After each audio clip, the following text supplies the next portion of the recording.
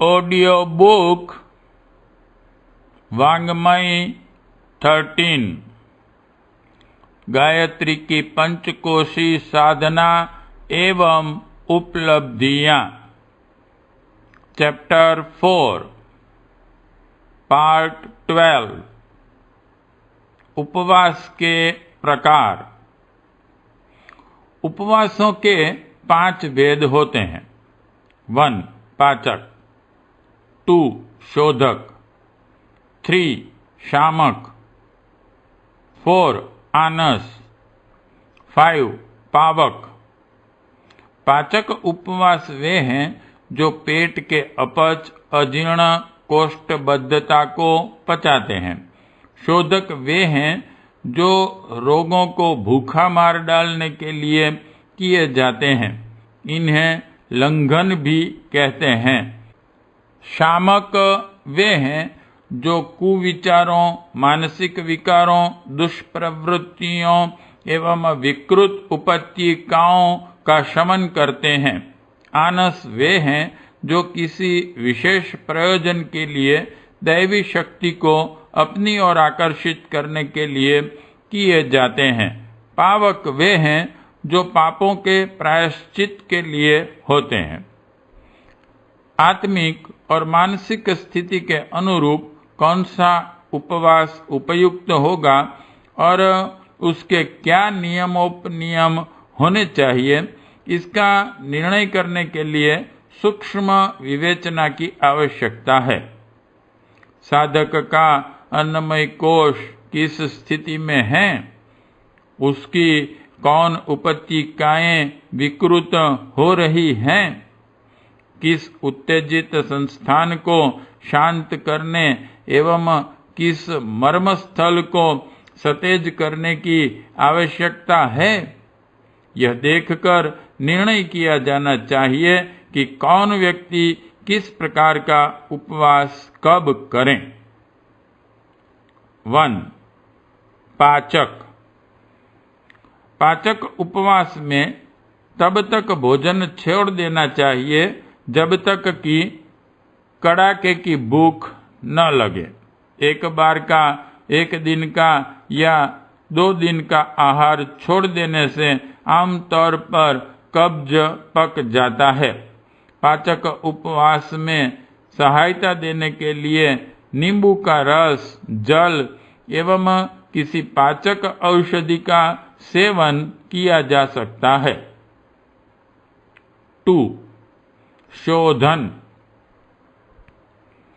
शोधन उपवासों के साथ विश्राम आवश्यक है। यह लगातार तब तक चलते हैं जब तक रोगी खतरनाक स्थिति को पार न कर लें। औटाकर ठंडा किया हुआ पानी ही ऐसे उपवासों में एकमात्र अवलंबन होता है। 3 शामक। शामक उपवास दूध, छाछ, फलों का रस आदि पतले रसीले हल्के पदार्थों के आधार पर चलते हैं। इन उपवासों में स्वाध्याय, आत्मचिंतन, सेवन, मौन, जप, ध्यान, पूजा, प्रार्थना आदि आत्मशुद्धि के उपचार भी साथ में होने चाहिए। आनस। आनस उपवास में सूर्य की किरणों द्वारा अभिष्ट देवी शक्ति का आह्वान करना चाहिए। सूर्य की सप्तवर्ण किरणों में राहु, केतु को छोड़कर अन्य 7 ग्रहों की रश्मियां सम्मिलित होती हैं। सूर्य में तेजस्विता, उष्णता, पित्त प्रकृति प्रधान है। चंद्रमा शीतल, शांतिदायक, उज्ज्वल, कीर्तिकारक। मंगल कठोर, बलवान, सहायक। बुध सौम्य, शिष्ट, कफ प्रधान, सुंदर, आकर्षक। गुरु विद्या, बुद्धि, धन, सूक्ष्मदर्शिका, शासन, न्याय, राज्य का अधिष्ठाता।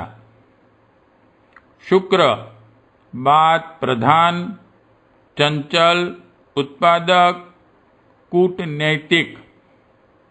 शनि स्थिरता, स्थूलता, सुखोपभोग, दृढ़ता, परिपुष्ट का प्रतीक है।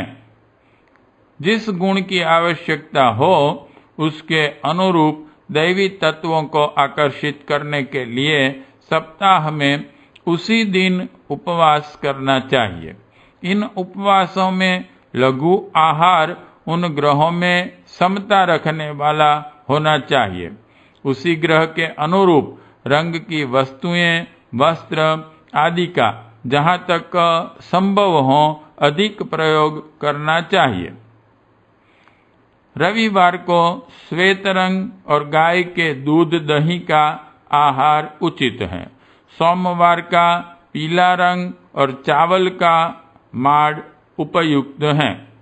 मंगल को लाल रंग, भैंस का दही या छाछ। बुध को नीला रंग और खट्टे मीठे फल। गुरु को नारंगी रंग वाले मीठे फल। शुक्र को हरा रंग, बकरी का दूध, दही, गुड़ का उपयोग ठीक रहता है। प्रातः काल की किरणों के सम्मुख खड़े होकर नेत्र बंद करके निर्धारित किरणें अपने में प्रवेश होने का ध्यान करने से वह शक्ति सूर्य रश्मियों द्वारा अपने में अवतरित होती है। 5. पावक। पावक उपवास प्रायश्चित स्वरूप किए जाते हैं। ऐसे उपवास केवल जल लेकर करने चाहिए। अपनी भूल के लिए प्रभु से सच्चे हृदय से क्षमा याचना करते हुए भविष्य में वैसी भूल न करने का प्रण करना चाहिए। अपराध के लिए शारीरिक कष्ट साध्य तितिक्षा एवं शुभ कार्य के लिए इतना दान करना चाहिए जो पाप की व्यथा को पुण्य की शांति के बराबर कर सके। चंद्रायण व्रत, कृच्छ चंद्रायण आदि से पावस व्रतों में गिने जाते हैं। प्रत्येक उपवास में यह बातें विशेष रूप से ध्यान रखनी हैं।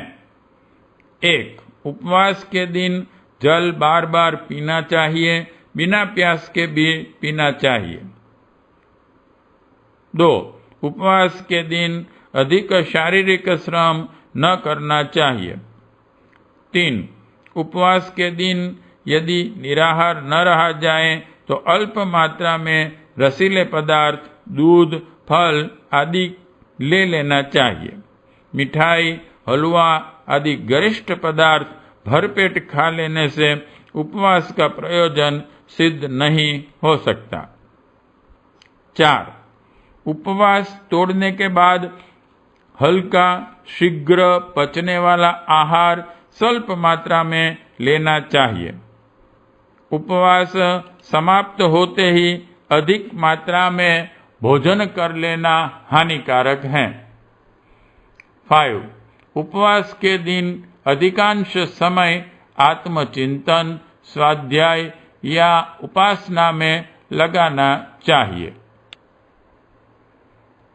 उपत्यकाओं के शोधन, परिमार्जन और उपयोगीकरण के लिए उपवास किसी विज्ञ पथ प्रदर्शक की सलाह से करने चाहिए। पर साधारण उपवास जो कि प्रत्येक गायत्री उपासक के अनुकूल होता है, रविवार के दिन होना चाहिए। उस दिन 7 ग्रहों की सम्मिलित शक्ति पृथ्वी पर आती हैं जो विविध प्रयोजनों के लिए उपयोगी होती हैं। रविवार को प्रातः काल स्नान करके या संभव न हो तो हाथ मुंह धोकर शुद्ध वस्त्रों में सूर्य के सम्मुख मुख करके बैठना चाहिए और एक बार खुले नेत्र बंद कर लेने चाहिए।